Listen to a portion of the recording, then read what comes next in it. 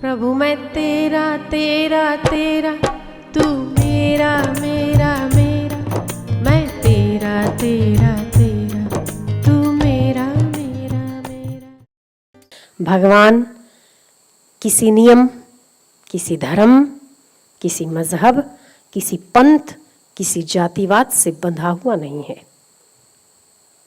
भगवान हर रूप में देखने की कला हमारा ज्ञान सिखाता है। छोटी सी कथा है। एक बार किसी भक्त ने भगवान से कहा कि हम इतने सालों से आपकी पूजा करते हैं पर आप कभी हमें दर्शन नहीं देते, क्या कारण है? क्या हम में कोई सेवा में त्रुटि है?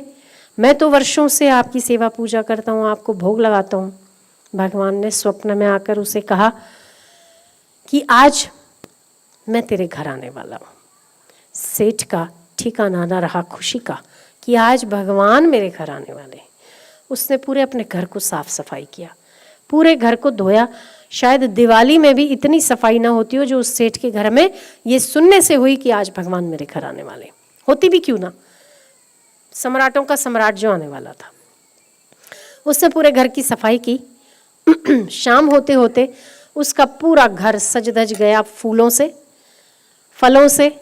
उसने सुगंध बार बार, एक धूप खत्म हो दूसरी धूप शुरू हो, क्योंकि मेरा भगवान आ रहा है तो उसे हर प्रकार से सुविधा और अनुकूल वातावरण होना चाहिए।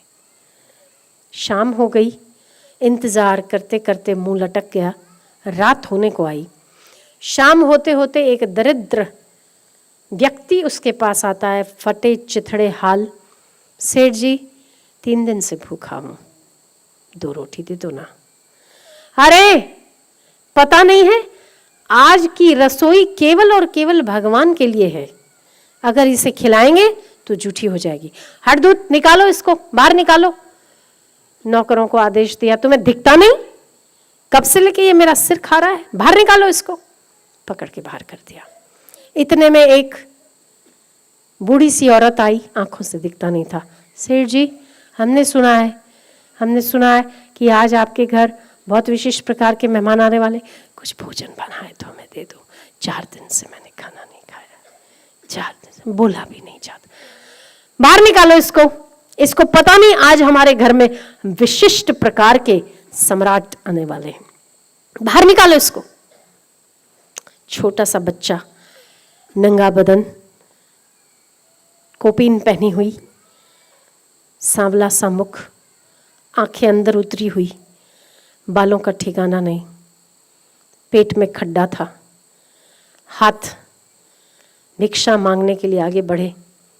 सेठ जी, आप बहुत दयालु हो, मैंने कई दिनों से खाना नहीं खाया, मेरी माँ नहीं, मेरे पिता नहीं, कुछ भोजन मिल जाएगा?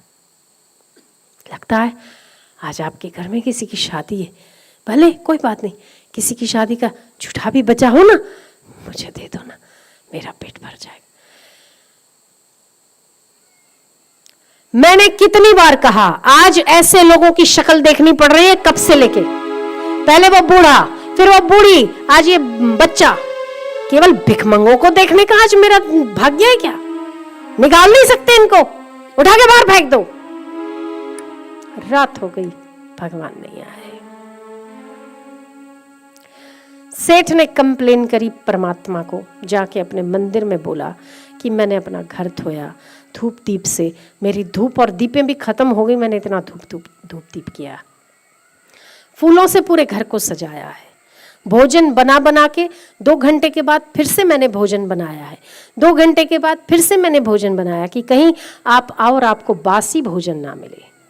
उन 3 बार 4 बार मैंने जितनी बार भोजन बनाया है उसमें एक बार भी भोजन की वैरायटी रिपीट नहीं की। आप फिर भी नहीं आए। रात को स्वप्न आता है सेठ को कि सेठ जी, किसने कहा था कि मोर, मुकुट, हाथ में बंसी, पैर में चांदी की पाजेब, सोने का मुकुट पहनकर ही मैं आता हूं और ऐसे ही दर्शन देता हूं, क्या ये मैंने ठेका लिया है? मैं आया था 3 बार, एक बार वृद्ध के रूप में, एक बार वृद्धा के रूप में और एक बार उस बच्चे के रूप में, पर तू मुझे पहचान नहीं पाया क्योंकि वो तेरी भक्ति केवल मेरे उस आकार पे थी। अगर तेरी भक्ति उन दीनों के लिए होती तो मैं दीन बंधु हूं, मैं दूर नहीं रह सकता।